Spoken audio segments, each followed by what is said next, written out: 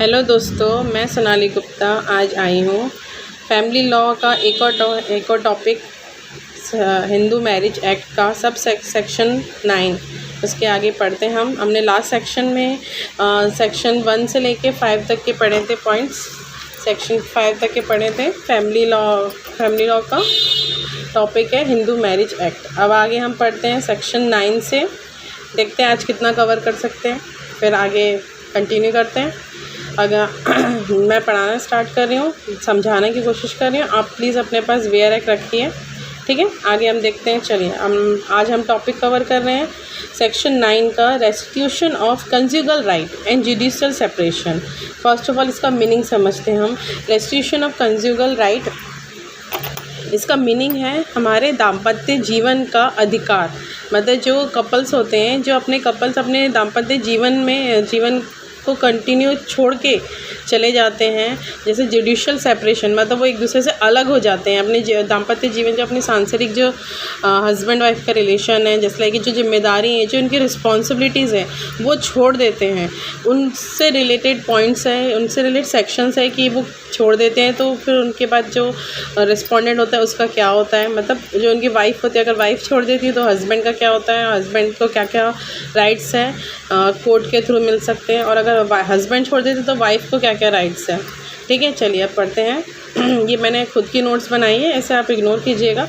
मैं जैसे बता रही हूँ, आप अपने खुद की नोट्स में अपने अकॉर्डिंग, अपने समझ के अकॉर्डिंग, जैसे मैं समझा रही हूँ उसके अकॉर्डिंग उसमें अपनी नोट बना सकते हैं। या आप अपने पास एक रफ नोटबुक रख लीजिए।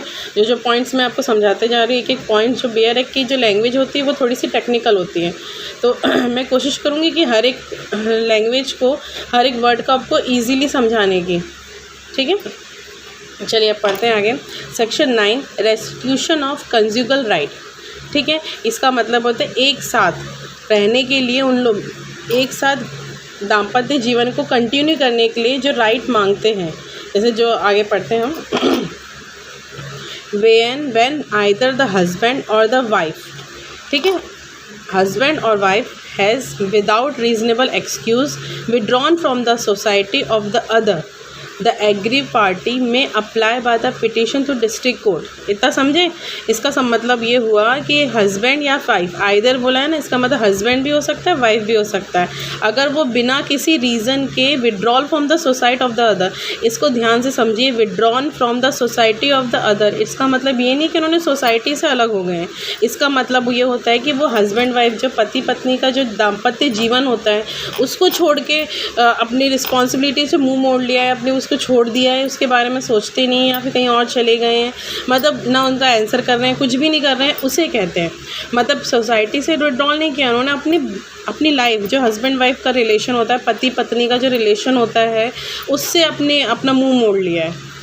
समझ रहे हैं? तो इस टाइम पे वो जो पार्टी होती है जिसको वो छोड़ के गए, चाहे वो हस्बैंड अगर छोड़ के गया है तो वाइफ अप्लाई कर सकती है, अगर वाइफ छोड़ के गई है तो हस्बैंड अप्लाई कर सकता है। Okay, for the restitution of conjugal right, मतलब वो पिटीशन फाइल कर सकती है कोर्ट में, डिस्ट्रिक्ट कोर्ट में, कि मुझे मेरा हक वापस दिलवाइए, मेरे जो उन्होंने छोड़ के गए हैं वो मुझे वापस दिलवाइए, और मेरा जो जिम्मेदारी, उनकी जो रिस्पॉन्सिबिलिटी में उन्होंने मुंह मोड़ा है, उसके लिए मुझे वापस दो, उनको मेरा हक है, मुझे वो वापस करवाइए।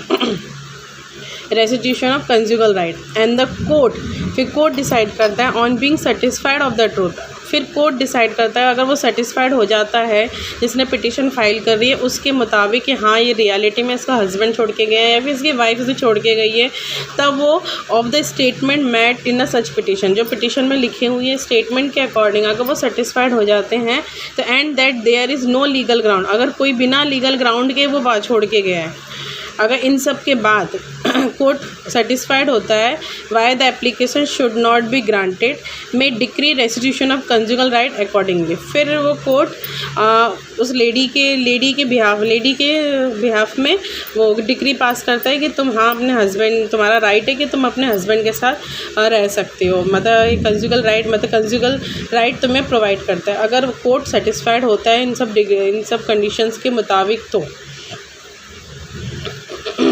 ठीक है। उसके बाद होता है एक्सप्लेनेशन, ठीक है, दिख रहा है ना, मैंने कोई मिस्टेक तो नहीं की, ठीक है। आगे पढ़ते हैं। Where where a question arise whether there has been reasonable excuse for withdrawn from the society, the burden of proving reasonable excuse shall be on the person who withdrawn from the society। ये इसका explanation बता रहा है, जिस पे वो अगर wife ने छोड़ा है, वो पूरे उनकी पर्सनल लाइफ, जो उनकी हस्बैंड वाइफ की पति पत्नी का जो सांसारिक जीवन था, जो रिस्पॉन्सिबिलिटीज़ थी, वो अगर पत्नी ने छोड़ी है तो पत्नी के ऊपर ना बर्डन रहता है कि वो प्रूफ करे कि वो क्यों छोड़ी है। और अगर हस्बैंड के ऊपर रहता है तो हस्बैंड प्रूफ करेगा कि उसने ये अपनी जो पर्सनल लाइफ थी वो क्यों छोड़ी। ये प्रूफ करने का बर्डन उसी पे रहता है जिसने विड्रॉन किया है सोसाइटी से। सोसाइटी मीन्स अपने सांसारिक जीवन से, अपने पति पत्नी के सांसारिक जीवन से उसने विड्रॉन किया। ओके, चलिए आगे देखते हैं। अब सेक्शन 10 बताता है जुडिशल सेपरेशन। जुडिशल सेपरेशन मतलब दोनों हस्बैंड वाइफ खुद चाहते हैं कि हमें अकेले रहना, मतलब अलग रहना है, हमें साथ में नहीं रहना है। उसका पॉइंट है सेक्शन 7 में, उसके बारे में बताया गया। चलिए देखते हैं। Either party to a marriage whether solemnised, okay, whether solemnised before और आफ्टर और commencement of this act may present a petition praying for a decree for a judicial separation on any of the ground specified in subsection 1 of the section 13, and in case of wife also on any of ground specified in subsection 2 thereof as a ground on which petition for divorce might be have been presented। चलिए इसका मतलब ये बताती हूँ। इसका मतलब ये होता है कि जैसे आइदर हस्बैंड और वाइफ, दोनों ही हस्बैंड वाइफ के ऊपर ये रूल अप्लाई होता है कि वो अगर अलग रहना चाहते हैं, जुडिशली सेपरेट होना चाहते हैं, तो वो कोर्ट में जाएंगे, अपनी पिटीशन फाइल करेंगे और पिटीशन फाइल करने के बाद प्रे करेंगे कोर्ट से कि आप हमें जुडिशल सेपरेट कर दीजिए, हमें डिवोर्स नहीं चाहिए। ये डिवोर्स और जुडिशियल सेपरेशन इज़ डिफरेंट। पर जो जुडिशियल सेपरेशन के जो पॉइंट्स होते हैं, जो इसका ग्राउंड होता है, तब उन्हें तभी जुडिशियल सेपरेशन मिलेगा, तब जो उसका ग्राउंड डिवोर्स तक के लिए अप्लाई होता है। ठीक है, जैसे डिवोर्स के लिए कुछ पॉइंट्स रहते होंगे, कुछ ग्राउंड्स रहते होंगे, just like adultery, desertion, conversion, unsoundness, जो ये ग्राउंड होते हैं डिवोर्स के, वही सेम ग्राउंड जुडिशल सेपरेशन के भी अप्लाई होते हैं। पर जुडिशल सेपरेशन में ये इतना वो मिलता है कोर्ट की तरफ से कि तुम हाँ ठीक है, कुछ साल तक, कुछ समय तक, जो उनको एक टाइम बाउंडेशन दिया जाता है कि कुछ समय तक तुम अलग रह सकते हो, बट डिवोर्स नहीं रहता उनका कि हाँ तुम दोनों कुछ अलग रह सकते हो। और उसके बाद अगर तुम लोग को ऐसा लगे कि हाँ, दोनों कपल्स को ऐसा लगे कि नहीं, हाँ नहीं, अब हम अपने जो भी प्रॉब्लम्स थे हमने ना रेक्टिफाइड कर लिया और अब हम रहना चाहते हैं साथ में, तो फिर वो रह सकते हैं। मतलब एक डिक्री लेके आएंगे, कोर्ट में प्रेजेंट करेंगे कि हाँ कि हम अब साथ में रहना चाहते हैं, तो रह सकते हैं। पर ये डिवोर्स नहीं होता। जुडिशल सेपरेशन के पूरे पॉइंट, जितनी भी चीज़ें होती हैं, वो जस्ट लाइक के डिवोर्स ही होती हैं, पर उन्हें डिवोर्स नहीं जाता। सबसे पहले हमारा जो वो है देश का, जो भी फैमिली कोड का, वो सबसे बड़ा रूल ये रहता है कि डिवोर्स हस्बैंड वाइफ का तलाक बहुत ही रेयर केस में कराने की कोशिश करते हैं। रेयर केस में कराने की कोशिश करते हैं, इसका मतलब कि वो चाहते हैं कि